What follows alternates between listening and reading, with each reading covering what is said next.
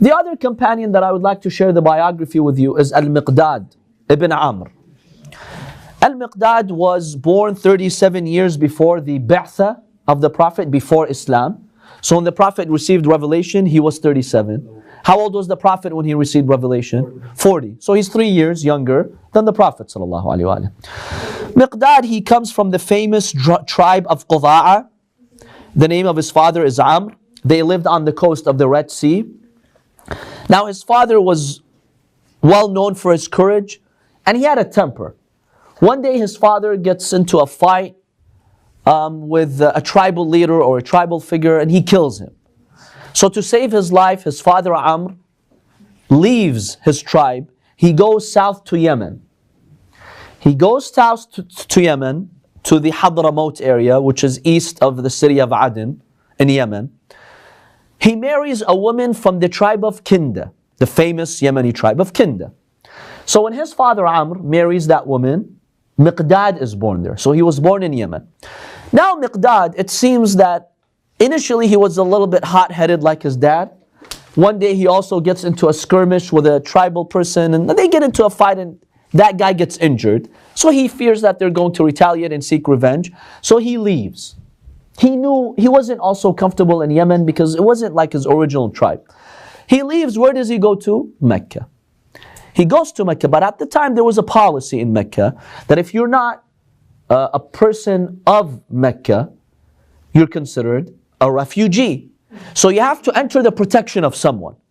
So he enters the protection of who? Al-Aswad. Al-Aswad ibn Abd Yaghuth al-Zuhari, or al-Zuhari. This man was a well-known Meccan figure. His name was Al-Aswad, and he was a staunch enemy, by the way, of the Prophet sallallahu alaihi wasallam. So Miqdad goes under his protection. Al-Aswad basically becomes like his guardian and master. That's why historically you'll find that Miqdad, when they refer to him, what do they call him? Al-Miqdad ibn al-Aswad. Al-Aswad wasn't his biological father, he was his adopting father. So he goes under his protection. Then the Prophet ﷺ brings Islam. Miqdad kept hearing about Islam from Ammar ibn Yasir, from Bilal, from these early Muslims. And the religion of Islam settled in his heart. He was amongst the very early companions to become Muslim. But Miqdad feared that if he would declare his Islam, who would find out? His master. He would find out. And Al-Aswad was tough. He was an enemy of the Prophet. He would kill him. So basically Al-Miqdad, he's patient. He doesn't openly declare his Islam until the Prophet migrates to Medina. When the Prophet migrates to Medina, he's now finding a desperate way to get to Medina. One day in the first year of the Hijrah, there is a war that's about to break out between the Muslims and the Mushrikeen. Abu Sufyan was leading the Mushrikeen. Of course, the war didn't actually materialize. It was avoided. But Miqdad, he told the Meccans, I'm going to this war. What did they think? That he is with the Mushrikeen side because he had not openly declared his Islam. But that was a plot by him to escape Mecca and escape Al-Aswad. So he escaped. Then over there at the battlefield, before the battle started, of course the battle never happened, there were some shots of arrows exchanged. He deflects over there, and he leaves the pagans and he joins the Muslims. And he goes with them to the city of Medina. So when he goes to the city of Medina, initially or during those early days, he had the honor of being hosted by the Prophet ﷺ because he didn't have a place to go. He was one of the best companions of the Prophet ﷺ. Whenever Muslims needed support, he would boost their morale. So for instance, at the Battle of Badr, Muslims were only how many in number? 313. How many horses did they have? 1. Who owned it? Miqdad. That's why he's called the first Faris in Islam, the first horseman in Islam. He was the only one who had a horse there. To their opposite side, the Mushrikeen, how many in number were they? 1,000. Almost 1,000, 900 something. How many horses did they have? 100. How many camels did they have? 700. There was no match. So Muslims doubted their victory. What are we going to do? There's no way that we can beat them. We're one third their number. We have one horse, they have 100. Or some sources maybe indicate 70. It's no match for us. Miqdad, he gets up and he mobilizes them in the presence of the Prophet. And he tells him, Ya Rasulullah, we're not going to tell you what Bani Israel said to Musa when he told them in the story that the Quran mentions, go and liberate the city and fight. They said, Musa, you and your Lord go fight. We're going to sit here. We're not going to tell you that. We're going to tell you, Ya Rasulullah, we're going to fight along your side and we're going to defend you. And he boosted their morale and he mobilized them. He really brought joy to the hearts of Muslims and he made them feel that they can be victorious.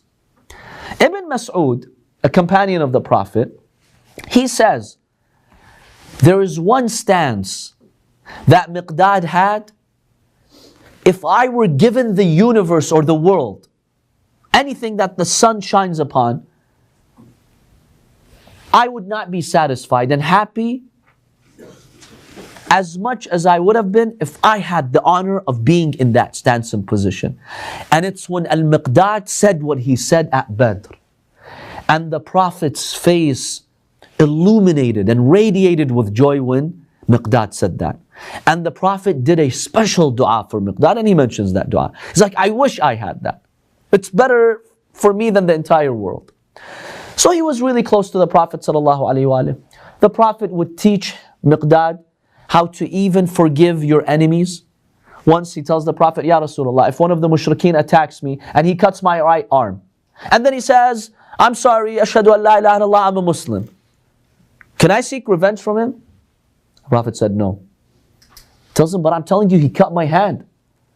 The Prophet said, I'm telling you, no, you can't. As long as he's apologizing and he's saying that he's a Muslim, you have to let him go.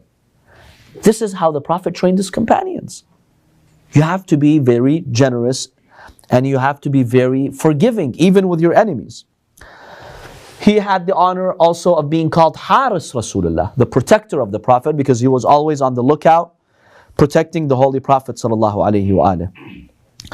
He also narrates interesting incidents. I'll share with you one before we conclude. Al-Miqdad says, in one of the battles or skirmishes, I captured Al-Hakam ibn Kaysan. He was an enemy who had come to fight Muslims. I captured him as a prisoner of war. We took him to the Prophet sallallahu alaihi wasallam. Umar ibn al-Khattab said, let's kill him. You know, sometimes that's the time where he would show his courage. When some poor guy is captivated, not on the actual battlefield, when some poor guy is captured and he's surrounded by Muslims, he showed his courage. Let's kill him. So Miqdad is narrating this. The Prophet didn't listen to Umar. He kept inviting him to Islam. Umar came to the Prophet, told him, Ya Rasulullah, what are you doing? Basically what he said, you're wasting your time. Just kill him and get rid of him. He came to fight us. The Prophet, did not listen to him. Until Islam captured his heart, he loved the words of the Prophet, and he became Muslim. Umar ibn al-Khattab says, I monitored Al-Hakam, and I realized he became a true Muslim, a true believer. When everybody saw how Al-Hakam became a true believer, the Prophet came to them, and he told them, which one's better now? What you wanted to do by killing him, or what I did by guiding him? Had you killed him, first of all, that's not good, that's not merciful. Secondly, he would have gone to hell because he would have died as a mushrik unbeliever. Now Allah has given him guidance. See the beautiful way the Prophet used to teach his companions. And he actually became a shaheed and died during the time of the Prophet. What an honor. What an honor for Al-Hakam. So Al-Miqdad basically... It's not the father of Marwan, is it? Marwan al-Hakam? No, this is a different Al-Hakam. This is a different person, yeah. So we see that Miqdad really had that special status. In fact, the Prophet is the one who married him off. He wanted to get married. He proposed to the daughter of Abdurrahman ibn Auf, a companion that the other schools of thought hold very highly. But he was he had a negative stance towards Imam Ali alayhi salam. So one day Abdurrahman ibn Auf tells him, Miqdad, you're not married. Why? He tells him, okay, can I propose to your daughter? I do want to get married. Are you willing? He takes that as an insult. I come from Quraysh, from the real Arab tribes, and you were an asylum seeker, a refugee who came to Mecca. You want me to give you my daughter? Get out of here. He insults him. Miqdad is heartbroken. The Prophet sees him heartbroken. So the Prophet ﷺ tells him, what's the matter? He says what happened with Abdurrahman ibn Auf.